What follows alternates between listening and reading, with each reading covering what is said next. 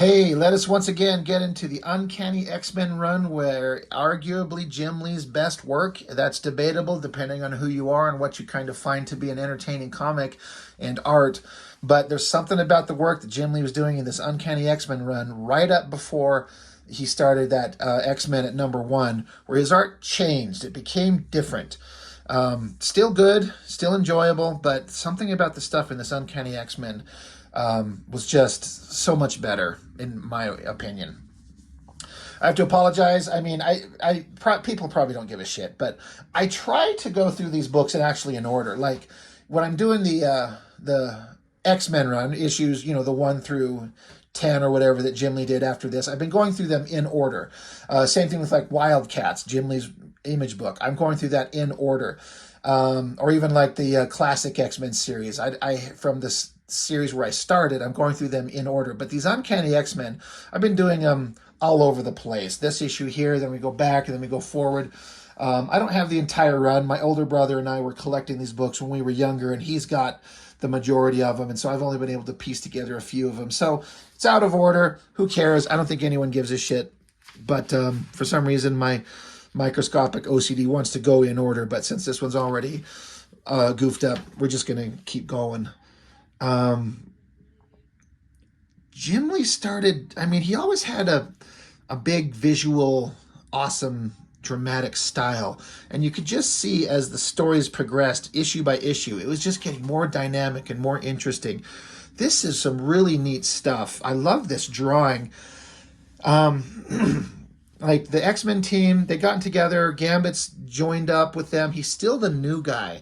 We still don't know much about him. He's mysterious, but he's smart. I like this because it ended in the previous issue with them having caught Professor X, who's supposed to be, the mentor of the X-Men. Neither one of these two, Jubilee or Gambit, they've heard of him, but they've never met him. And they're like, man, this Professor X, and they find out that they catch him because they're in this like secret hiding place observing Professor X covertly, and they see that he's completely evil. He's doing something fucked up, and they're like, holy shit, isn't he's the X-Men's old teacher, Professor Xavier, acting like a Mondo Major bad guy? And Gambit's telling her like, dude, shut the fuck up before they see us. Shush. Listen and keep quiet so we can get out of this alive. So I like that he's being sneaky, and I got to give credit to Jim Lee for his Jubilee here. I liked the character enough when she was created and around this time. I don't even know what the hell the character's doing now. I heard years ago that she got turned into a vampire. What the hell do you do with her? I don't know. I kind of liked her at this time. But they've got her in this, they're both, this is kind of cool and silly at the same time, but the X-Men are wearing these blue and yellow uniforms. Gambit's got one on too, but of course he's got to throw his trench coat over it, which is kind of silly, but whatever. But so Jubilee's supposed to be a very young woman. I don't know, late teenager. I don't know if they ever said what her age is. But to me, he kind of physically makes her look young. Like she's not a kid in like a 7 or 8 year old, and she's not a fully mature, sexually hot looking girl like these artists always draw with the big chest and the butts. Like they've got her physically, again, the face looks youthful. They've got her physical proportions, like her chest smaller. I'm not trying to put too fine a point on it. I don't want it to make it sound creepy, but I read this as she is a youthful, like a kid, like a teenager. It reads that way to me. That's how it always did when I first read it. And I kind of applaud Jim Lee for doing that. Some artists cannot pull that off. So it physically looks like someone who's young. She's not like a mature woman like Jean Grey or Psylocke or Rogue. So to his credit. But I love, and again, I've talked about this a lot, these old books on this old newsprint, something about it, like it prints kind of badly when you see the original artwork and the deep, powerful clarity of the original work. But something about this newsprint stuff just looks really cool.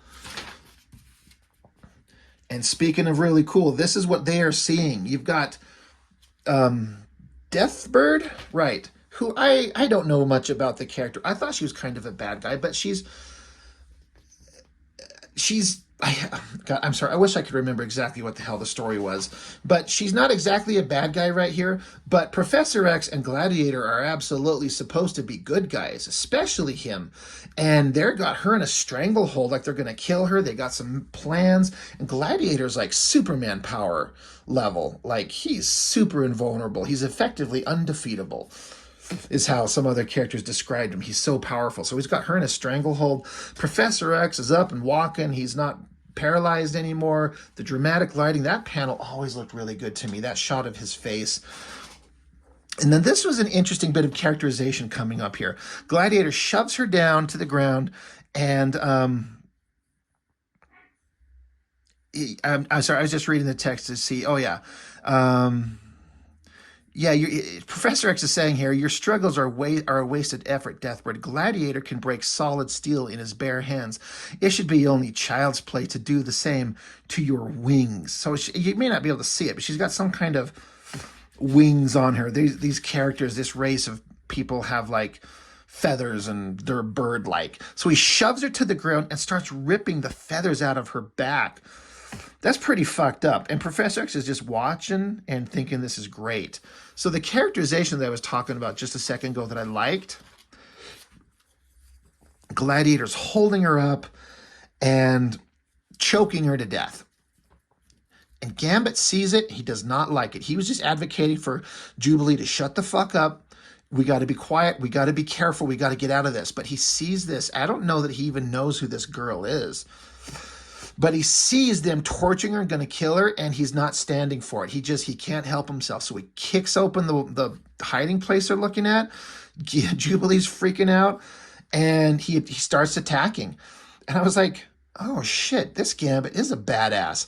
You know, it would be very much in character for him to just hide, sneak, get away, because he hasn't shown too much loyalty to the X-Men exactly. He kind of hooked up with Storm when she got reborn in the other pages of the earlier books. It's a convoluted story.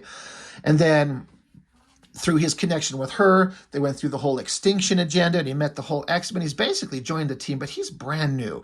No one knows who the fuck this guy is. And so where are his loyalties? Who knows? But he doesn't like what he's seeing here. So he jumps out. I always like this panel right here, this angle of him kind of jumping out. And then Jim Lee always drew a really cool way of showing his powers, this arcing energy and then this things that he throws. He has a little pouch that he keeps a bunch of little whatevers. It's always often shown as like a deck of cards, as these little devices, these little things he can hold in his hand, charge up with energy and fling them around to explode. But he could have just rocks, pebbles, who knows, marbles, anything. He just has to have these things, and the relative size and the mass of the object that he has, from what I understand, determines how powerful an explosion can be done. But then he also talks about how he can charge things up more intensely. I don't know. It's a little vague. But he throws the things at Professor X. Gladiator jumps in the way.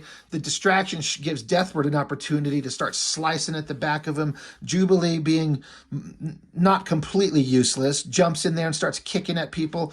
But then she gets caught. Professor X captures her mind with his mental abilities. Boom, zap, got her. And I missed a part. Oh, yeah. This is another interesting bit of characterization. Professor X trying to get a hold of Gambit mentally.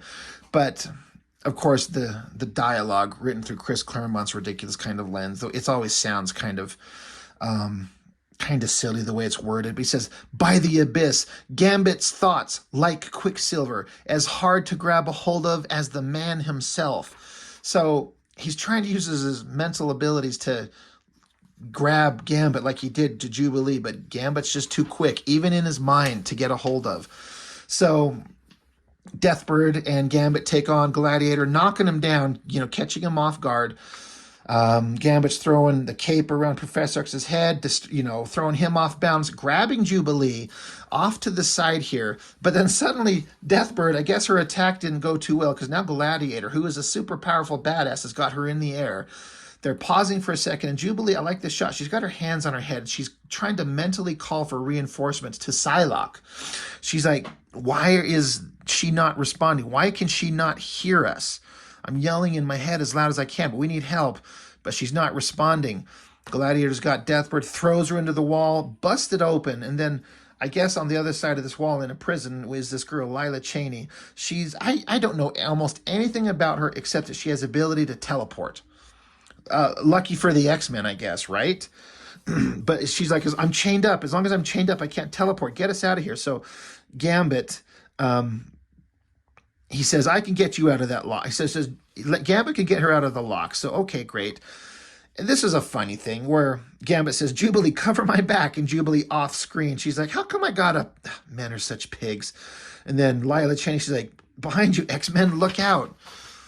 And then a bunch of the soldier guy unloads with his gun at Gambit. And I like this shot. It shows him running, twirling, jumping, avoiding the bullets. He's a pretty good gymnast and athletic and a pretty good warrior. But so Lila Cheney, she can teleport now. She's got Deathbird, and I guess Lila Cheney has pledged her services to Deathbird, and Deathbird's like, get us out of here. She's like, but what about the others? She's like, no, you're under my command. You do what I say. So they get out of there.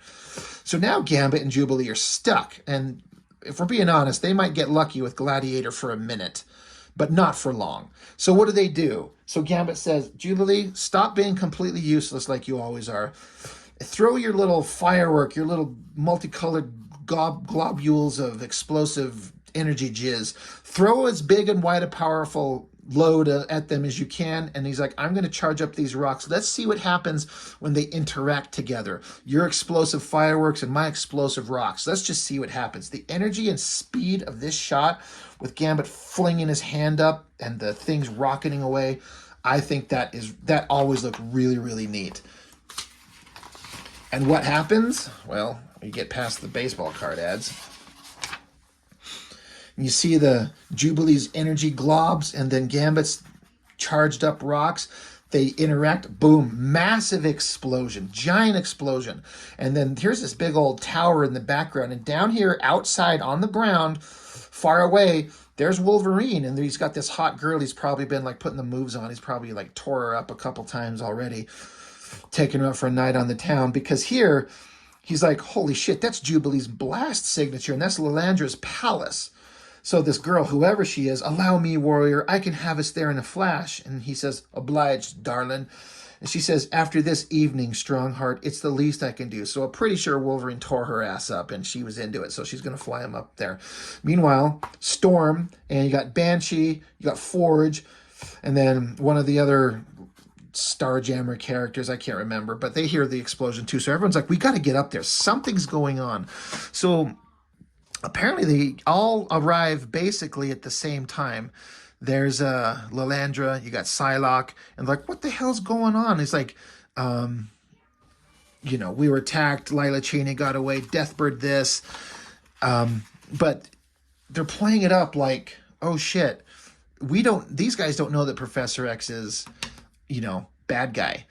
And Storm's like, Wolverine's prowling around. What does he suspect? And they're like, only Lila and Deathbird were involved. And Gladiator's like, I have said what transpired, Terran. Do you doubt my word? She says, I'm concerned about Gambit and Jubilee. They are missing. So they're lying through their teeth. Wolverine's skulking around. He sees something. Now, on the previous issue, I should also mention, now that I think about it, Psylocke is here, but she was taken on like a half page, 2 or 3 panels, how she was like meditating quietly, and somebody smacked her upside the head and dragged her off. Somebody got to her. We don't know who, what, or why, but she's with the bad guys. Or at least, maybe she is. We didn't know at this point, but that's what happened. Someone took her, so someone got to her.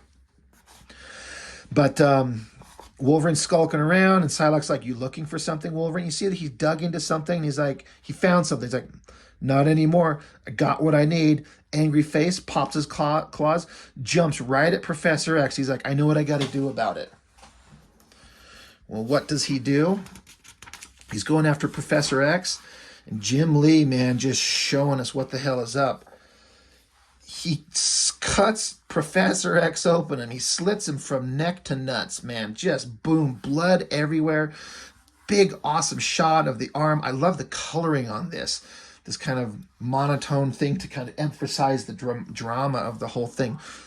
And everyone's like, holy shit, what the hell did he just do? Lilandra's freaking out. She's like, my dearest love, he's dead. You killed him. And Wolverine's standing there, bloody-ass claws.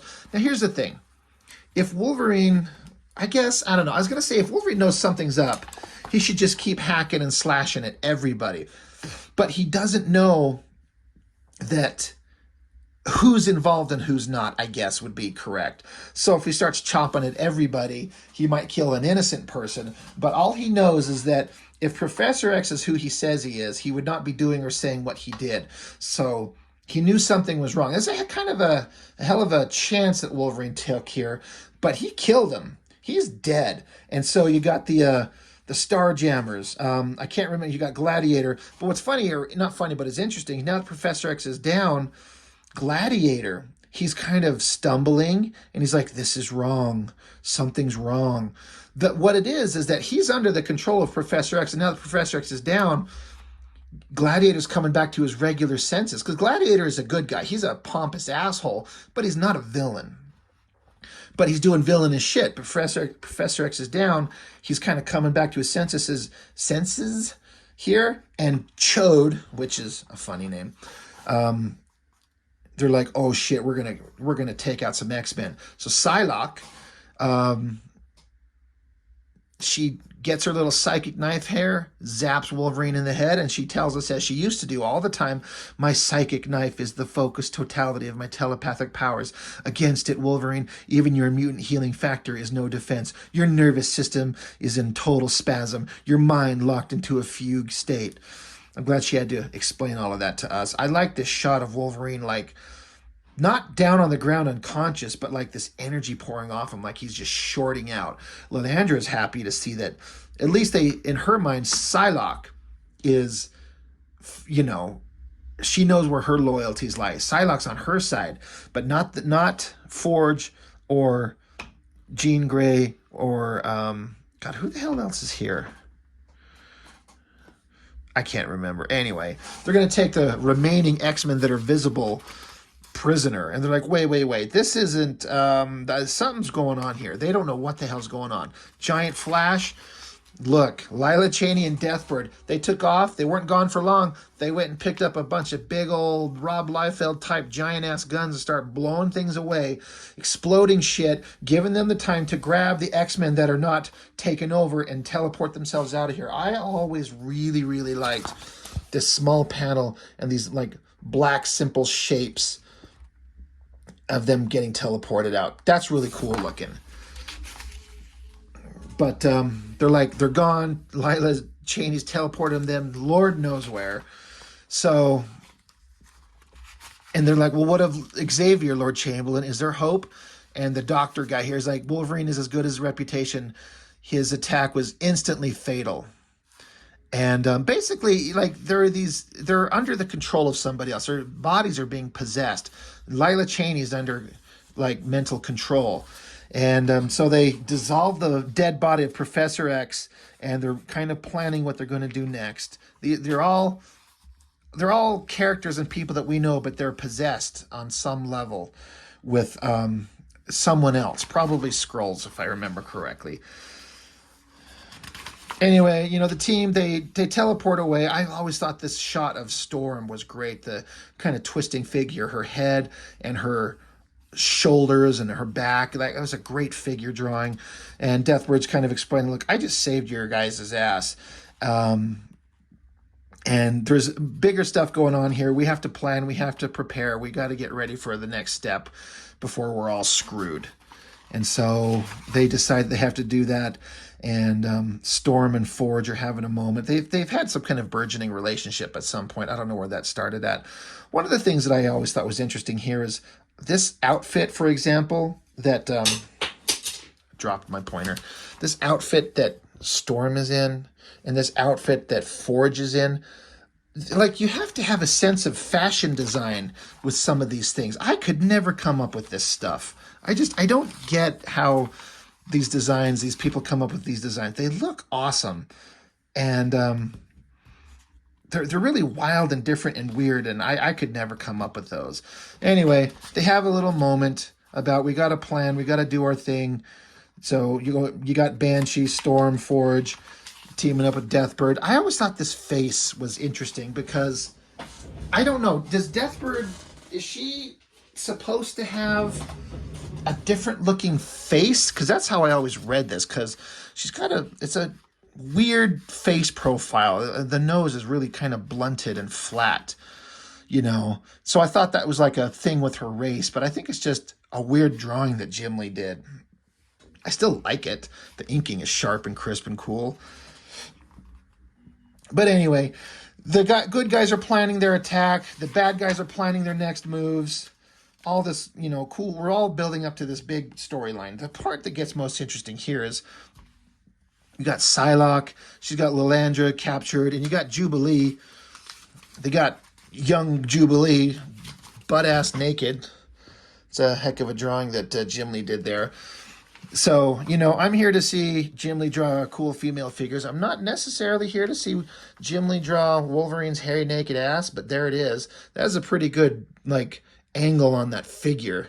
That's some good figure work there. It looks really good. The whole panel looks great. But basically, they bring them all to this place where all the characters that have been replaced or possessed, they're all strung up here. Basically what they do is they put them in this machine and like copy their genetic code and turn one of these other Skrull creatures physically into the person that they're copying, including their powers, something to that effect. I don't know if the Skrulls are supposed to be able to, I know they can look like people, but I don't think they can necessarily copy a mutant's powers, so maybe that's what the whole point of this machine is. It's pretty creepy because Psylocke is holding Jubilee here and this thing is grabbing her by her feet and dragging her into it. Pretty creepy. And then you got this giant Skrull guy and he's like, don't worry, you know, I'm going to take over. I'm going to become Professor X. I'll be able to have that look, his powers, and we'll be able to continue with our plan. Here's a pretty wild shot. You can see the team. You may not know it, but you've got like that Psylocke, the real Psylocke here with all this technological stuff all over her basically naked body. There's Professor X there. There's probably, I don't know who that would be. Some of these characters I don't know. There's Wolverine up there. There's Jubilee there. All these drawings are really cool. It's such a weird concept. It's weird Chris Claremont stuff, but it works. But they take them, charge up the machine, and the Skrull transmutates into this thing. Boom, he's Professor X again. There's his naked ass. You know, there's a lot of nudity in this book. And he's like, oh, Professor X and Lilandra are back together again. And you see Psylocke, kind of a panic look, Wolverine freaking out. Not freaking out, but just kind of hopeless. And Jubilee's like, we got to do something. We got to get out of here. And Wolverine's like, I'm open to suggestions, girl, because right now I've got none. And then we see the real Professor X, the guy who's strung up in this machine. He's thinking to himself, he says, do not despair, Wolverine. The battle is far from over. These fiends may hold Charles Xavier prisoner, but I am far from beaten. And so I was like, oh, okay. Well, this is awesome because at my point in reading X-Men comics, the only place that Charles Xavier had ever been is in the classic X-Men, where he was the leader, a hero, a really powerful good guy. And then in the Uncanny X-Men, he'd been gone. His presence, his intentions, his goal, his dream always was with the team of the X-Men. But he's been gone up in space for a long time. And this is the first time I've seen him when I read these books where he'd been back there in real time. Because again, I was reading the classic X-Men, old stories. And so where did he go? Well, he'd been here. Something horrible happened. And he's back and he's planning his next move and it's going to be awesome. I like that. I like it when the heroes are actually heroes and they're awesome. There's no gray area. You got good guys, you got bad guys. So anyway, it's kind of a convoluted story, especially if you haven't been reading the stories leading up to it. You're like, who's what, where, what? But it's also, the mystery of it makes it fun and enjoyable. And not knowing a lot of what was going on, I still found it profoundly interesting. This cover is one of my favorites. It's so eye-catching with just the white background. Wolverine standing there with Professor X hanging off him, says execution, and that shit happened. That happened in the book. So pretty daring, awesome stuff. Very enjoyable. I like it a lot. Love these old Uncanny X-Men. This was just a magical time in comics, and I loved it. So That's all I've got for now. Thank you for watching. I appreciate it. And I'll see you on the next one.